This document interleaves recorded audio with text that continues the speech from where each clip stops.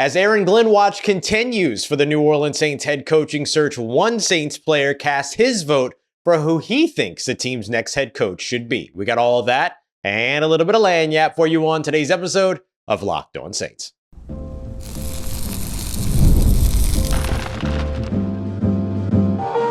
You are Locked On Saints, your daily New Orleans Saints podcast, part of the Locked On Podcast Network, your team every day.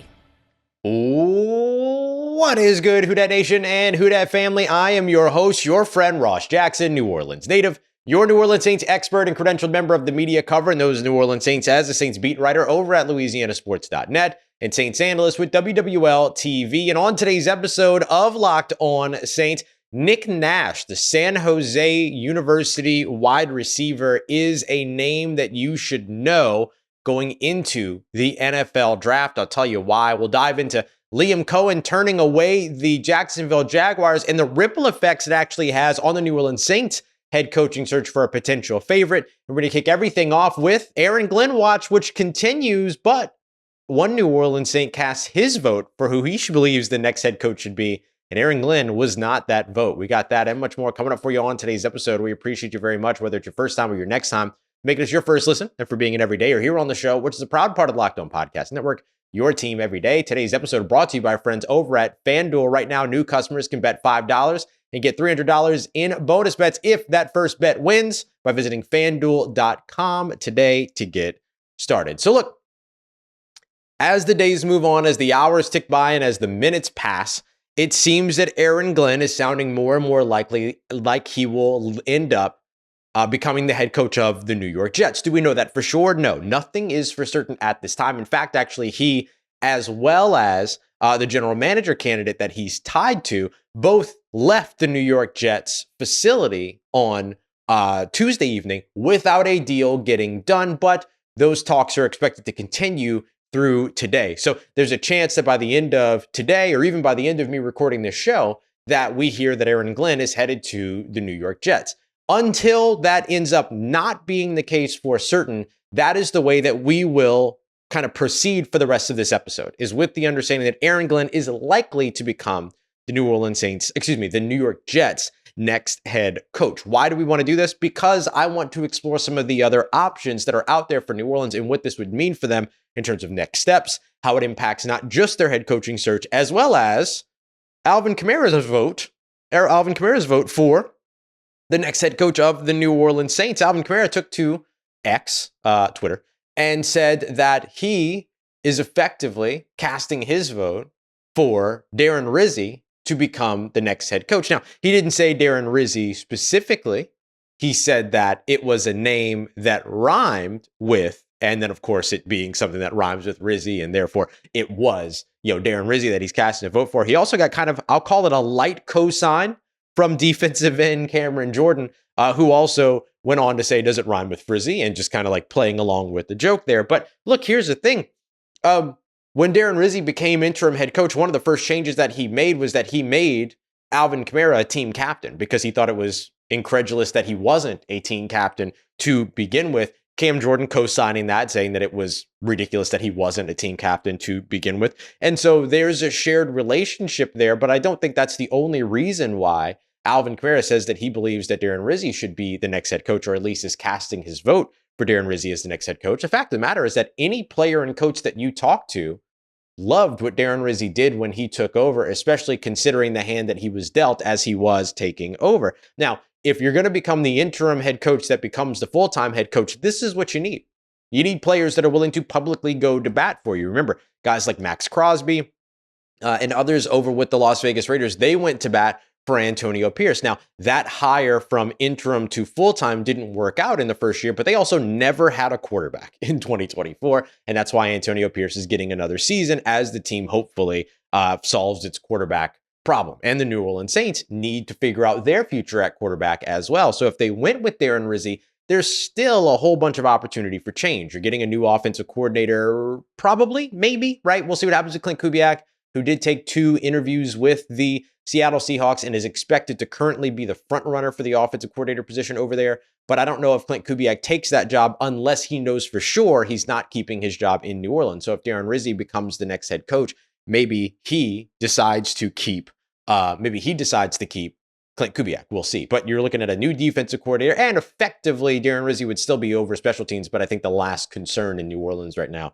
is its special teams unit. So there's still some change that would come with that. And again, Derek Carr is not your long-term solution at quarterback. You're looking at probably another year of Derek Carr at most, maybe 2, but more than likely a year when it comes to what Derek Carr's future looks like in New Orleans. So change is on the way for New Orleans, whether it's Darren Rizzi or Mike McCarthy or Aaron Glenn or Joe Brady or someone else. Do I still think that an external candidate is the better option? Sure. But do I understand why players and fellow coaches would want Darren Rizzi? Yeah, I get that too. I talked to an assistant coach who told me, simply put, that Darren Rizzi does everything the right way.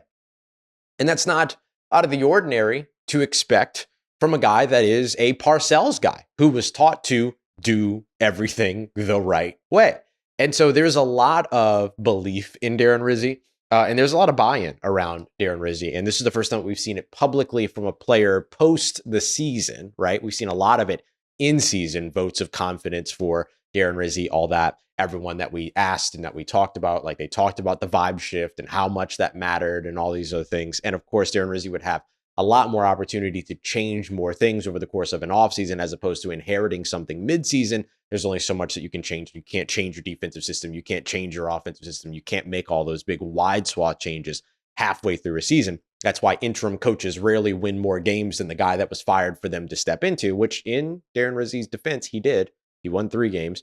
So for New Orleans, that could be a route that they go. But if not, right? And again, I still think external hire is better. Next steps, Mike McCarthy, in-person interview in the coming days, we'll call it, right? As the snowstorm continues, or not continues, but as the snow begins to melt here in New Orleans. Joe Brady, of course, is somebody that will be available to interview after this weekend's conference championship game. Doesn't matter if they move on, the Buffalo Bills, even if they go to the Super Bowl, a coordinator that is coaching a team going to the Super Bowl can still interview in person in the bye week between the conference championship and the Super Bowl. So that first week or weekend, basically the Senior Bowl week of February, basically going into February. So you could still interview Joe Brady. The other thing that becomes really interesting, if Aaron Glenn is indeed going to be the head coach in New York, is that the Saints would then still have this open defensive coordinator position, unless they hire Anthony Weaver, of course, who could come in and either be a CEO head coach type, or would be a defensive play caller head coach type. But either way, the opportunity to change things over on defense also presents itself to where Aaron Glenn would come in and run a system that I'm not going to say is the same as Dennis Allen's, because it's not, but it's similar to Dennis Allen's in that way. The Lions play a lot less cover 2 than New Orleans, who played far too much cover 2 in 2024 and all these other things. So like there's major differences, but I understand the concern around things being just kind of the same. And they won't be, but they'll be close. And so that's maybe enough for you to say, no, I'd rather a different defensive coordinator. So without Aaron Glenn, yeah, you would have the opportunity to continue to pursue different offensive head coaches or different head coaches, but you also get the opportunity to continue to pursue a different defensive coordinator that maybe updates your system a little bit more dramatically going into 2025. So the world's not over if Aaron Glenn does indeed decide to choose the Jets. But it could be interesting to see how much that player vote goes to push things for Darren Rizzi. And of course, what happens next for guys like Mike McCarthy and Joe Brady. And speaking of Joe Brady, Liam Coen, the offensive coordinator for the Tampa Bay Buccaneers, has turned down the job over in Jacksonville, withdrawn himself from that Jacksonville Jaguars head coach consideration job, which could put some crosshairs on Joe Brady for the Jaguars. So that has a massive ripple effect for New Orleans. Let's break that down next as we continue on with today's episode of Locked On Saints, part of Locked On Podcast Network, your team every day.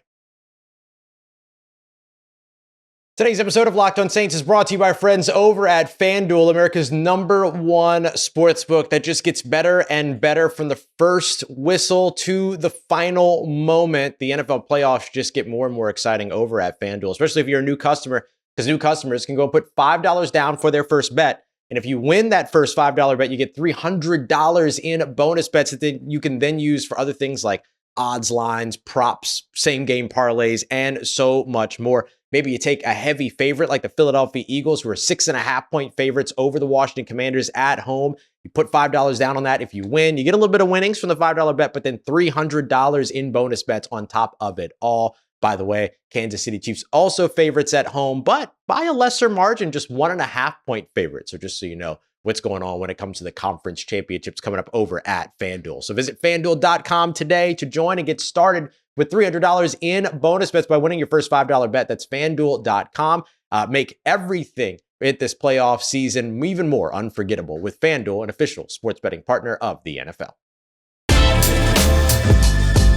All right, family, the New Orleans Saints could feel some ripple effects because of the decision by Tampa Bay Buccaneers offensive coordinator Liam Coen to withdraw from the Jacksonville Jaguars job. So now, look, the immediate ripple effect that comes from this is that Liam Coen stays in the NFC South, right? He stays in the NFC South. He stays with Baker Mayfield. So Tampa's offense is likely to be good again in 2025. So that's not great for the New Orleans Saints for sure. However, on top of all that, there are some ripple effects for this offseason when it comes to the head coaching hires, as well as more. So let's start with the first big thing, which is the head coaching candidate, right?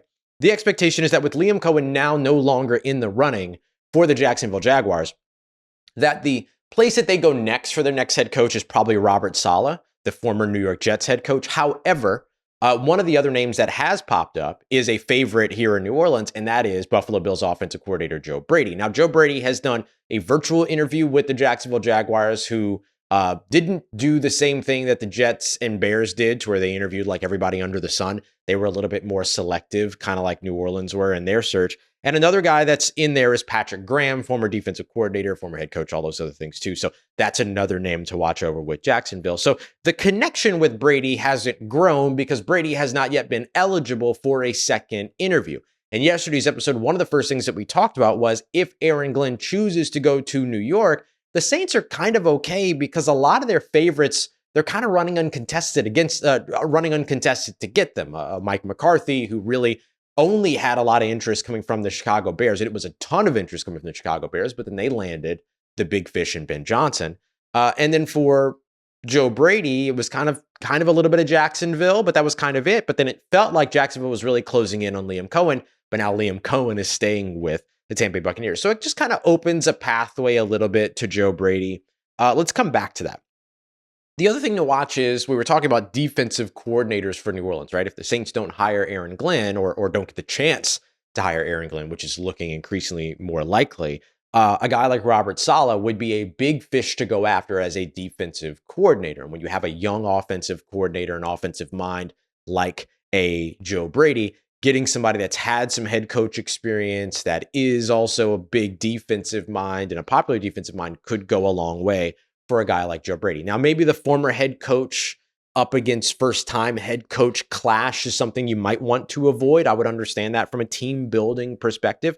But if that's a concern that the Saints aren't worried about, then Robert Saleh becomes a really good defensive coordinator, big fish, to go out there and cast, right? Cast for. See if you can reel him in. But if you can't, then that's okay. But so that's the other impact here, is that if Robert Saleh ends up taking that job with the Jaguars, then a top defensive coordinator across the league comes off the market. There's a couple of other things to consider it here too, in terms of the Joe Brady-ness of all of it, right? You have a young offensive mind who just watched another young offensive mind say, nah, I'm good. I'll stay where I'm at when it comes to that Jacksonville Jaguars job. And so that could potentially create some pause for a guy like Joe Brady, right? Watching Liam Coen, who really had an opportunity here to become an NFL head coach. Remember all that stuff that everybody says, well, there's only 32 of these jobs, and so that makes it interesting. Here's an example of that. Ben Johnson has been an example of why that's not always true. You can be one of 32 jobs available, but if you're not the one for the right person, you're not going to get your guy. And here's an example of that when it comes to Jacksonville, with Liam Coen kind of saying, you know what, I'd rather just stick around in Tampa and be an offensive coordinator. And according to reporters over in Tampa, there's no promise to Liam Coen that if Todd Bowles was ever out in Tampa, that, Liam Coen would become the head coach. Would he? Yes, probably. But is it written into his contract like a Gerard Mayo over in New England? No, right? So basically what Liam Coen just did was say no to a head coaching job to stick with an offensive coordinator job. So Joe Brady sees that from his very successful vantage point at the top of the AFC. he looks all the way down at the bottom of the AFC, the Jacksonville Jaguars, and saying, wow, they couldn't even get the guy that they wanted. Maybe there's a little bit of pause that is then created for a guy like Joe Brady to go, not enough going on over there. And yes, they have the quarterback and Trevor Lawrence. They have some really good pieces in the draft as well, guys that they brought in the recent past. Wide receiver Brian Thomas Jr. has been awesome for them over there out of LSU. They've built the trenches. They've done some things right when it comes to the roster, but the management of all of it, the ownership questions and the ownership woes over in Jacksonville are pretty hard to just, forgive the phrase, but balk at, right? And so you have to pay attention to that. And that can take you to a point where you are willing to balk at an opportunity with that franchise. And so if that ends up being the case, that could indeed be a situation in which, sure, there's a ripple effect in that there could be growing interest to try to do a second interview with Joe Brady once he becomes eligible for the interview. However, Joe Brady might not have the interest based on what Liam Coen just did. So something else to just watch out for there. The other thing is just the timing of these interviews, right?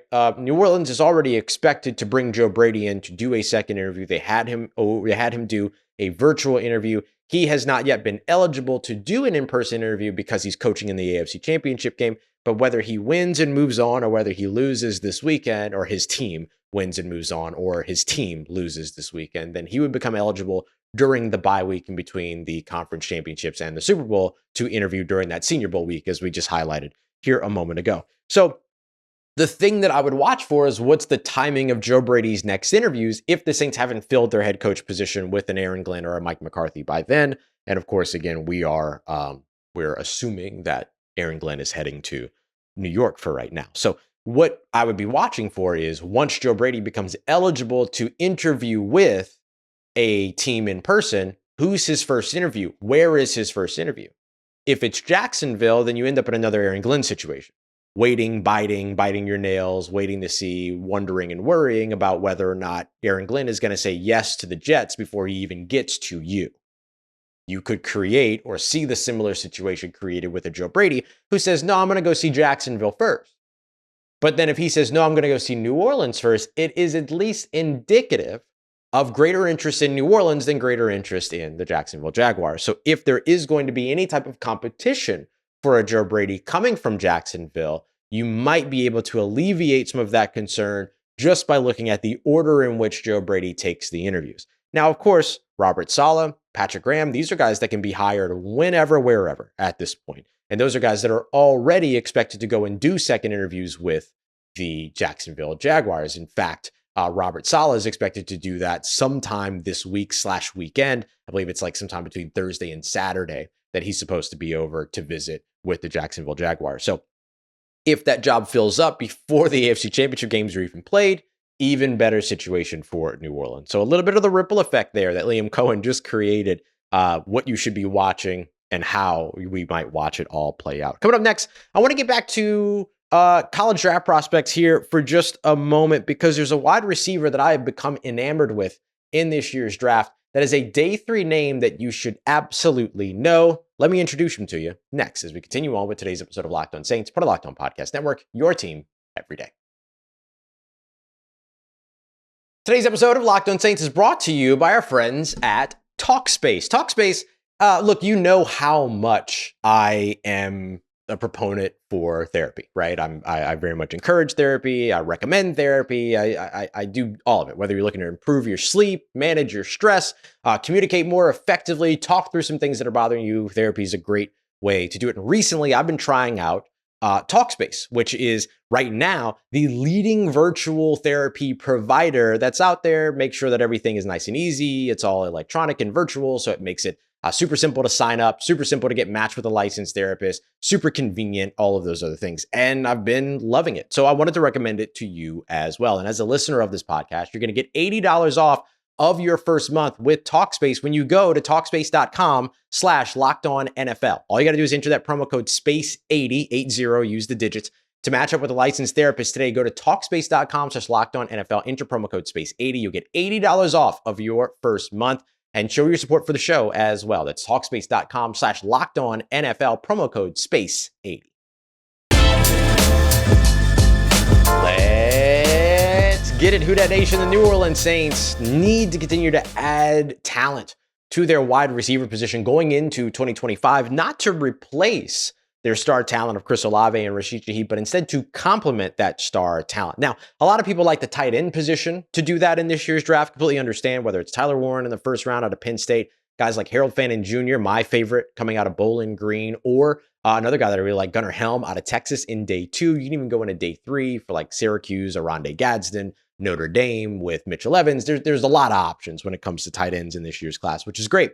And so if you go to the earlier side on the tight ends and you want to wait a little bit on wide receivers, I wanted to introduce you to a name that you should know in San Jose State University wide receiver Nick Nash. Now, there's a couple reasons why I stumbled upon Nick Nash. We know the New Orleans Saints like small school guys. And also I was adjusting when I did my 3 mock drafts with 3 head coaches. I was making some tweaks to make the Aaron Glenn mock draft a Mike McCarthy mock draft. And one of the things that I know from Mike McCarthy's days, both in Green Bay as well as over with the Dallas Cowboys, is that small school wide receivers are in his blood, right? Southeast Missouri State University wide receiver Flournoy was drafted last year. And sure, there's other guys like CeeDee Lamb came out of Oklahoma, right? They drafted somebody in the 7th round or one of their last draft picks in a few years ago out of South Carolina. So like there were those, but then there was like the Southeast Missouri State guys, there were the Colorado State guys, the Boise State guys, some of those types of players. Oh, South Alabama, they drafted somebody out of there too. And so there's a lot of those small school wide receivers on his list. And so that's one of the reasons why Nick Nash kind of came to light for me. 6'3", 195 pounds, former quarterback that only transitioned over to being a wide receiver back in 2002. And you have to imagine that his experience as a quarterback has helped him tremendously because he transitioned from quarterback to wide receiver only 2 years ago. Last year, over 900 receiving yards. This past year, in 2024, number 2 in the nation in receiving yards, not just amongst wide receivers, but amongst all players with receiving yards. Harold Fannin Jr., the tight end out of Bowling Green, by the way, led that with over 1,500 yards. But Nick Nash came in second place with 1,382 receiving yards. That also included 16 receiving touchdowns in 5 100-plus yard games. Now, he had quite a few drops. I think he had 6 drops last year, but considering the fact that he was targeted a whopping 171 times in 2024, you'll take single-digit drops, whether it was 6 or 9. I can't remember. My dyslexia is getting to me. So just looking at a guy like Nick Nash, who checks the box in terms of the build, checks the box in terms of the production, has the additional quarterback experience, which means he's a very intelligent wide receiver, understands how to utilize his leverage and size and tight coverage and man coverage, although he's not a fully natural separator just yet, something that he'll have to continue to develop, but has been excellent against the zone, against zone coverage, and has been an outstanding contested catch receiver. 19 contested catches in 2024, which made him tied for 4th in the nation amongst all wide receivers, according to Pro Football Focus, in the nation in contested catches. The guy just kind of does a little bit of everything, right? He's got the quarterback mind. He can play on the outside. I think he's probably going to take more snaps on the inside, maybe at the next level, but who knows? We've said that about so many different wide receiver prospects transitioning from college to the NFL, and almost all of them have ended up panning out over on the outside as well. So we'll see exactly where things go. But man, at 6'3", 195 pounds, bulk him up to 205, and bang, you've got a big-bodied, contested catch wide receiver with good speed, good discipline, good route running, with a ton of experience as well. He's played a lot of games over at San Jose State University, has stayed healthy, and has produced like crazy, despite the fact that he only transitioned away from quarterback back in 2022. Pretty phenomenal stuff for a guy like Nick Nash. Where is he going to be drafted? Probably early day 3. He'll be seen as a developmental guy because he's so new to the position, wide receiver.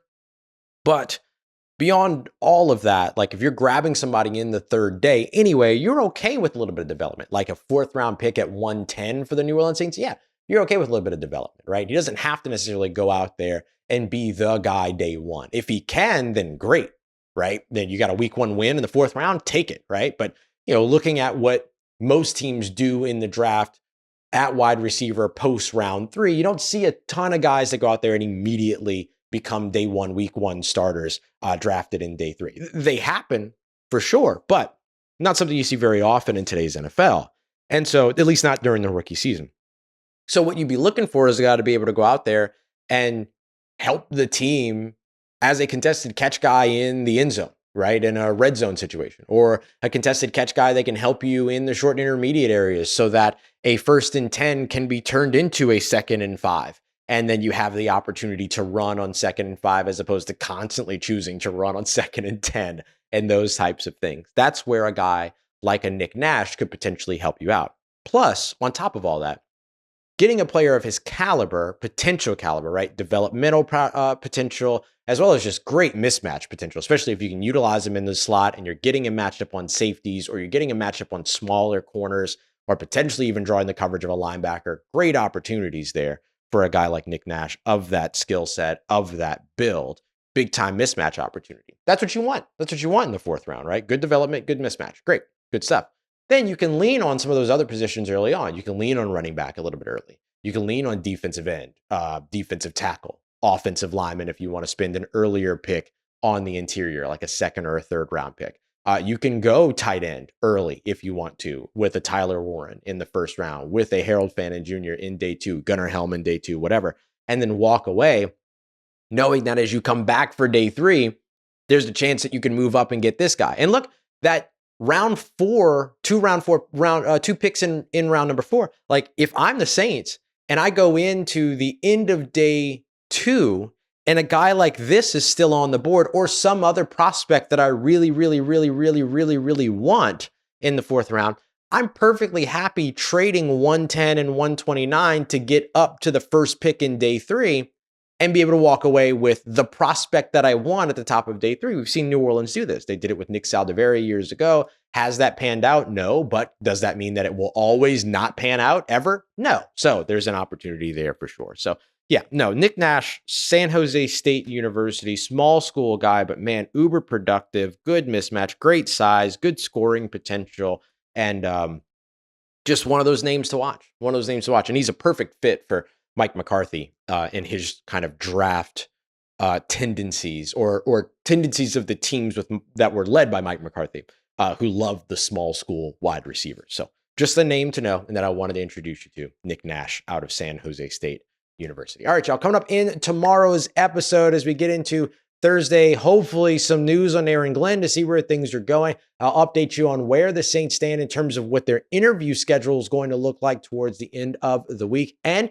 I want to introduce you to a couple more late round prospects that we should get to know, and look ahead to free agency as well, which of course will precede the NFL draft. We got all that coming up for you in tomorrow's episode, and a busy week that we'll be wrapping up here throughout. Well, not really wrapping up because we don't stop. We're going 7 days a week, so doesn't matter. Anyway, appreciate you. Thanks so much for being here, making us your first listen. Go and check out Locked On NFL as your second listen. Don't forget to join the Insider program as well, so you get all the earliest notifications on everything going on, whether rumor or otherwise. I'll tell you what to pay attention to, what not to worry about over with the Insider program. All of it texted directly to your phone. No ads and having to deal with scrolling through a whole bunch of other stuff. Just straight to your phone. No apps to download. None of that. Just me texting you, and you can always text me. We can have some one-on-ones. You can do that by texting Who Dat to 504-285-7473, or you can click the link in the description as well. Appreciate you very much as always, making this party day part of your routine, for saying yes to me on the show. If you see me, please say hi. If you need anything else around your New Orleans Saints in between these episodes, make sure you follow me on your favorite social media at Ross Jackson, NOLA. Hit me up. Let me know how the family's doing. Let me know how you living. Let me know how you momming them. And trust Who Dat Nation, I'll holla at you.